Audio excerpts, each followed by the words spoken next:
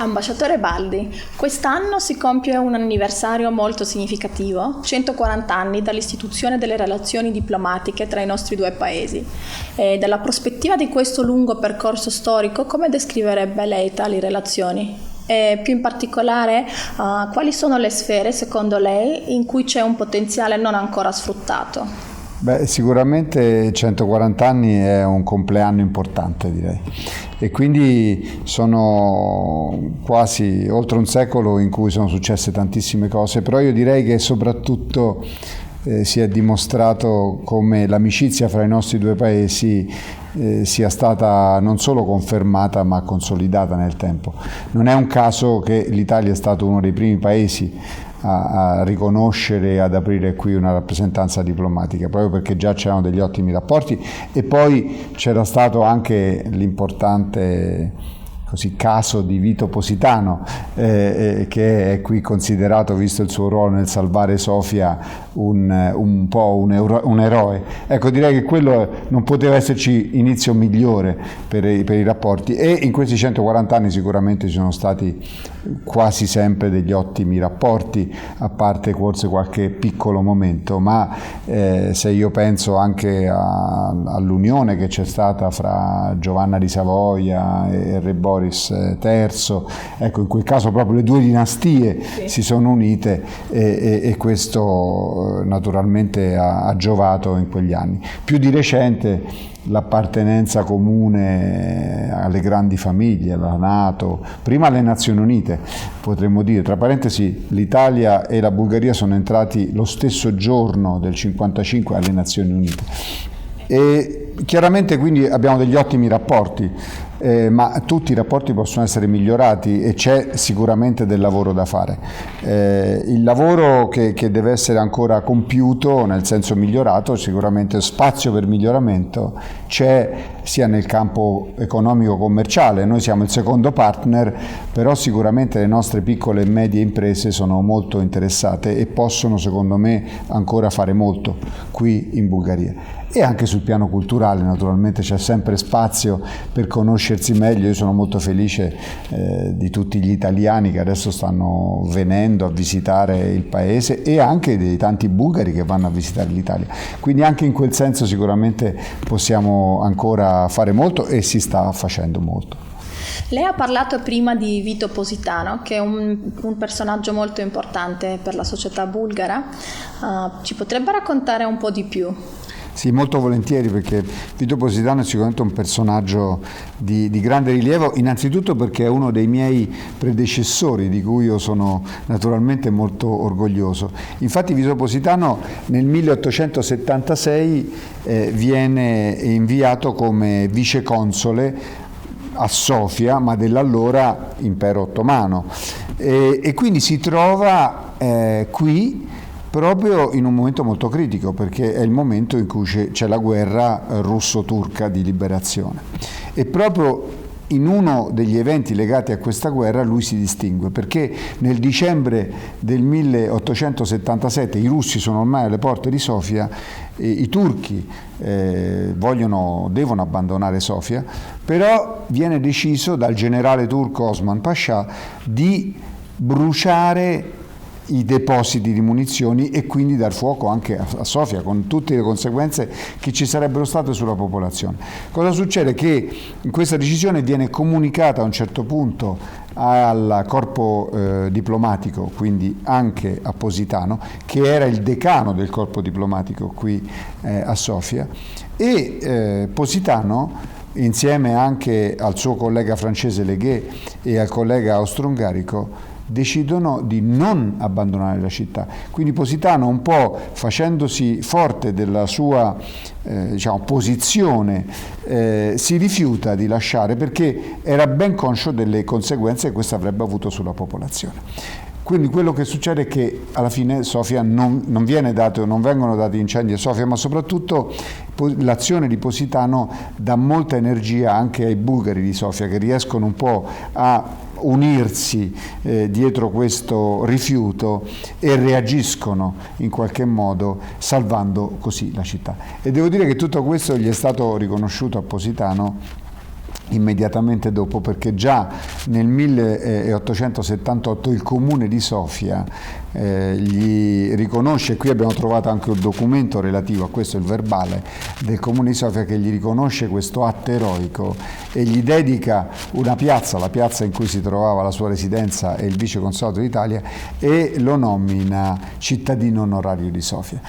Ora, se lei mi permette, le farei una domanda un po' più personale che riguarda le sue aspettative del nostro paese prima di venire qua come ambasciatore. Cioè, cosa si aspettava lei come, diciamo, stile di vita, mentalità e tradizioni, e fino a che punto tali aspettative si sono confermate o meno? Beh, io avevo delle aspettative abbastanza elevate, nel senso, non perché conoscessi approfonditamente il paese o la regione, ma perché appunto avevo una curiosità di scoprire un paese che ci è vicino per vari motivi, sia per motivi geografici ma anche per motivi di appartenenza a un sud dell'Europa che ha certe caratteristiche.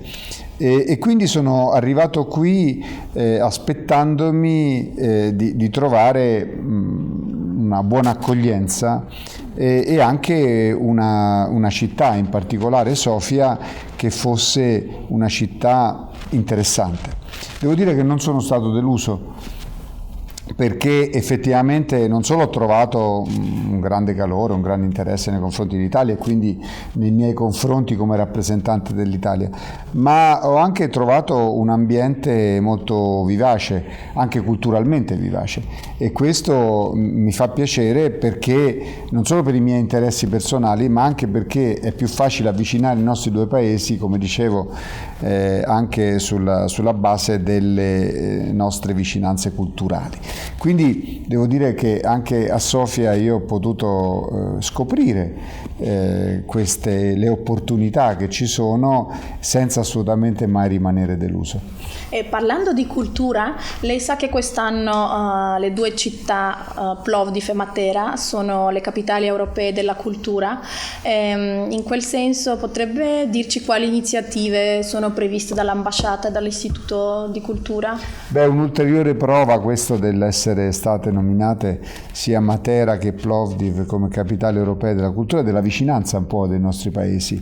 Non è stato fatto sicuramente apposta, ma prova che anche nello scegliere di dare un segnale da parte dell'Unione Europea di dove attirare l'attenzione non solo dell'Europa ma anche di tanti altri paesi extraeuropei in termini culturali, due capitali meno conosciute, perché sono tutte e due città meno conosciute del sud dell'Europa. E devo dire che, almeno per quello che ho potuto vedere io in termini di contatti che ci sono stati fra le due fondazioni che hanno organizzato questo evento, c'è molta comunanza, c'è molta vicinanza e quindi devo dire che sono sicuramente state organizzate finora delle manifestazioni di grande successo. Mi aspetto adesso anche nella parte estiva ulteriormente interesse da parte di turisti, da parte di altre persone, e naturalmente ci sono state varie attività e ci saranno organizzate a livello di scambio, diciamo. Per esempio all'inaugurazione sia un gruppo musicale ha suonato all'inaugurazione di Plovdiv, sia un gruppo molto significativo di Plovdiv ha suonato all'inaugurazione di Matera. E ci sono adesso in questo periodo è previsto una compagnia teatrale, ci saranno altri concerti previsti nel mese di autunno, e c'è stata una mostra su Matera che è stata fatta qui a Plovdiv, e so che ci sono altre cose di Plovdiv che verranno mostrate a Matera. Insomma, è una vicinanza anche concreta in termini di iniziative che devo dire sono veramente molto apprezzate.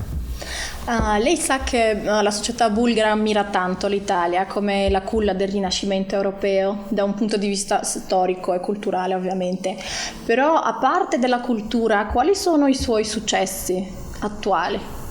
Beh, io ho sicuramente basato molta della mia attività proprio sul far conoscere ancora di più alcuni aspetti dell'Italia meno noti, anche più contemporanei, perché poi è importante naturalmente conoscere il Rinascimento, ma è anche importante conoscere gli aspetti dell'Italia contemporanea nell'arte, ma nella cultura e anche nella parte economica, che sono quelli che mostrano che non è un paese museo, ma è un paese che vive, che continua a svilupparsi, che continua ad innovarsi. Quindi questa è un po' la mia azione, che attraverso la cultura, ma anche attraverso molte attività nel campo economico commerciale, io cerco di svolgere. Far conoscere l'Italia di oggi anche attraverso l'Italia del passato, ma anche attraverso le novità che ci caratterizzano. Sappiamo che lei è un sostenitore convinto dell'uso di piattaforme e strumenti informatici nella sua pratica diplomatica.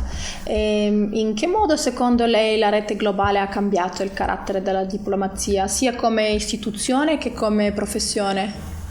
Io mi sono trovato a vivere nella carriera proprio in un periodo in cui le nuove tecnologie hanno invaso la nostra vita quotidiana e quindi inevitabilmente anche la nostra vita professionale e, perché no, anche la professione dei diplomatici. Quindi dal web 1.0, quindi da internet, fino ad arrivare al 2.0, i social media e quello che verrà in futuro, il nostro lavoro, il nostro modo di lavorare è molto cambiato e continua a cambiare, ma soprattutto se pensiamo nel settore della comunicazione.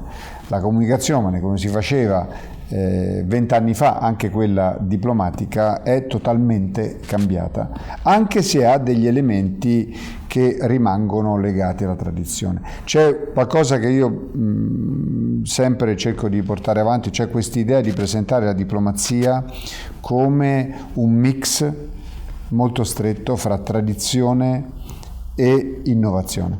Tant'è che uno degli strumenti che ho utilizzato proprio per spiegare questo è proprio una conversazione un TEDx che io ho fatto, che era intitolato proprio Diplomatico 2.0, tradizione e innovazione. Questi due elementi sono molto legati insieme e vanno di pari passo, però sicuramente noi dovremo continuare a non correre dietro, ma a utilizzare al meglio gli strumenti informatici per fare bene il nostro lavoro di diplomatici, per avere un'azione efficace nella promozione del nostro paese e degli interessi del nostro paese. La ringrazio di questa intervista.